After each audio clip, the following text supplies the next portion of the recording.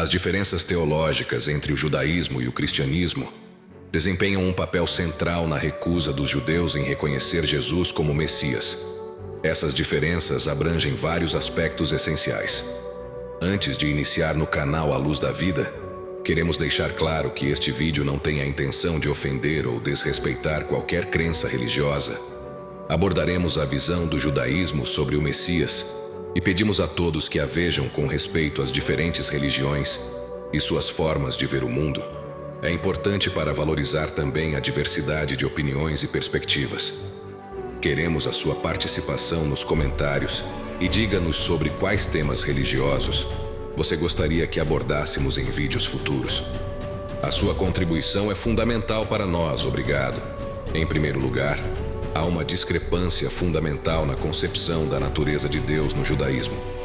A crença central está na estrita monoteísmo, isto é, na existência de um só Deus.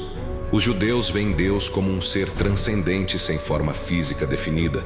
Por outro lado, o cristianismo adota a doutrina da Trindade, que afirma que Deus é composto de 3 pessoas, Pai, Filho e Espírito Santo. Em segundo lugar, o judaísmo enfatiza um relacionamento diretamente entre Deus e a humanidade.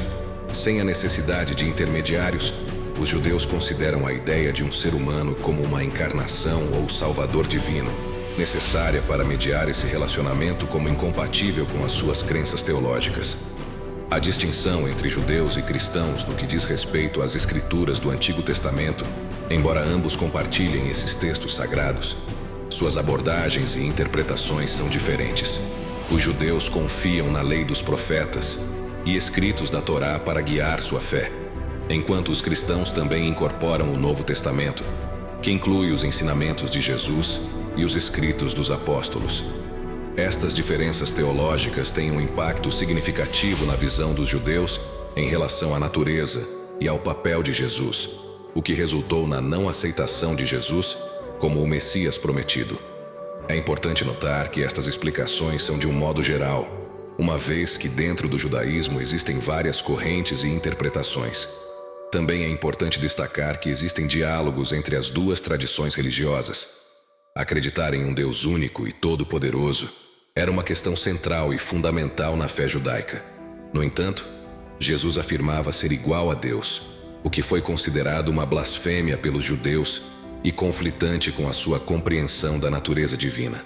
Embora a Bíblia não mencione explicitamente que Jesus afirmou ser Deus, encontramos uma passagem em João capítulo 10, versículo 30, que diz que eu e o Pai somos um. Isso pode ser interpretado de diferentes maneiras, gerando divergências de cada lado. Não podemos afirmar com certeza se Jesus estava se proclamando Deus ou se estava simplesmente enfatizando sua harmonia com os princípios divinos. No entanto, conforme registrado em João capítulo 10, versículo 33, muitos judeus naquela época o acusaram de blasfêmia, afirmando que não te apedrejamos por nenhuma boa obra, mas por blasfêmia porque, sendo tu homem, você se faz Deus. Para complicar ainda mais a situação, Jesus não teria se corrigido ou tentar esclarecer sua posição, que foi interpretada pelos judeus como uma forte indicação de que ele realmente acreditava no que afirmou. Em João capítulo 8, versículo 58, onde Jesus declara: "Antes de Abraão existir, eu sou." Esta afirmação levou as pessoas a pegarem pedras para apedrejá-lo, mas Jesus conseguiu escapar no meio da multidão e sair do templo. A ideia da Santíssima Trindade também faz parte da teologia cristã, e não para os judeus. A noção que divide Deus em 3 partes diferentes: Pai, Filho e Espírito Santo. Porém, em Mateus capítulo 28, versículo 19, encontramos a instrução de Jesus aos discípulos em fazer discípulos em todas as nações, batizando-os em nome do Pai, e do Filho e do Espírito Santo. E neste versículo entra em conflito com o Shema, que é a base da crença judaica. Jesus ensinou uma nova mensagem que desafiou muitas das tradições e práticas religiosas judaicas da época. Ele propagou a mensagem de misericórdia e perdão, ensinando que o amor de Deus abraçava a todos, mesmo aqueles considerados impuros ou pecadores. A mensagem confrontou a visão da crença de um grupo de judeus em um Deus que recompensava aqueles que seguiam diligentemente suas leis e punia aqueles que não o faziam. Essas diferenças teológicas levaram muitos judeus a rejeitar a mensagem de Jesus. Outra das razões pela qual os judeus não acreditavam em Jesus estava relacionada às expectativas messiânicas. A maioria dos judeus daquela época ansiava por um Messias que libertasse Israel do domínio romano e estabelecesse um reino terrestre para o povo judeu. Eles esperavam por um líder político forte que restaurasse a grandeza de Israel e os levasse à vitória contra os seus inimigos. E Jesus não fez o que encaixava nessas expectativas messiânicas. Pelo contrário, ele pregava humildade, compaixão e aceitação da vontade de Deus, em vez de uma revolta armada contra os romanos. Para os judeus, o Messias deveria ser um líder poderoso e vitorioso, não alguém que encontraria a morte nas mãos de seus inimigos. Para os judeus, Deus é incorpóreo, isto é, ele não tem forma física. Deus é eterno, transcende o tempo e é infinito além do espaço, ele não nasce nem morre.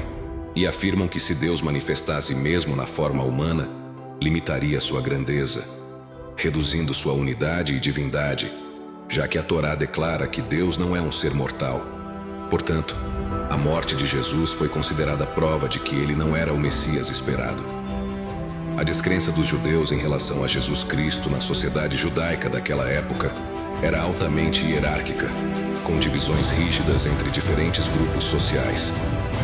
Os sacerdotes e escribas fariseus eram amplamente respeitados e desempenhavam um papel significativo na condução da vida religiosa dos judeus.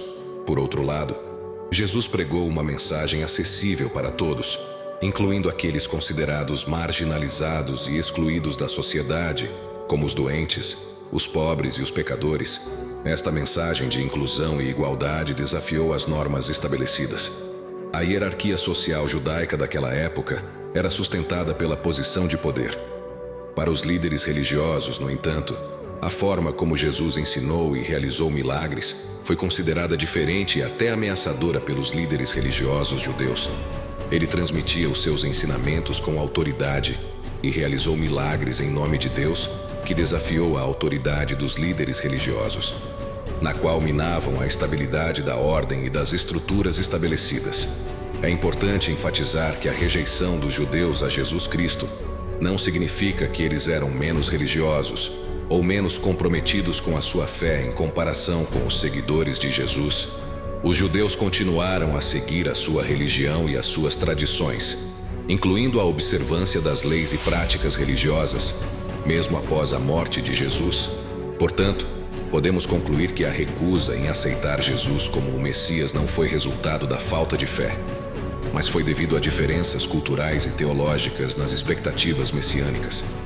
É importante destacar que a rejeição de Jesus pelos judeus não deve ser interpretada como uma negação de sua mensagem de amor e compaixão. Muitos judeus foram influenciados pelos ensinamentos de Jesus e seguiram seus princípios e moral, mesmo sem acreditar que ele era o Messias. Também é essencial destacar que a rejeição de Jesus pelos judeus não justifica o antissemitismo e a perseguição que sofreram ao longo da história. Na Bíblia cristã, encontramos várias referências que sugerem indiretamente a unidade de Jesus com Deus. Por exemplo, em 2 Pedro capítulo 1, versículo 1 e 2, o apóstolo Pedro refere-se a Jesus Cristo como nosso Deus e Salvador, mostrando uma conexão divina. Da mesma forma, no capítulo 20 do Evangelho de João, onde o discípulo Tomé encontra Jesus após a sua morte junto com outros discípulos, na qual Jesus pergunta a Tomé se crê, convidando-o a colocar as mãos juntamente com as suas. E Tomé responde: "Meu Senhor e meu Deus." E Tomé, que mais tarde seria conhecido como São Tomé pela Igreja Católica, deu origem à expressão ver para crer. Isto aconteceu porque, antes de ter visto Jesus, Tomé foi informado pelos outros discípulos que eles tinham visto a Jesus, e Tomé declarou que só acreditaria se pudesse ver as marcas dos pregos em suas mãos e colocar o dedo no lugar dos pregos das mãos de Jesus. E desta forma, ele afirmou a necessidade de uma experiência visual e tátil para acreditar.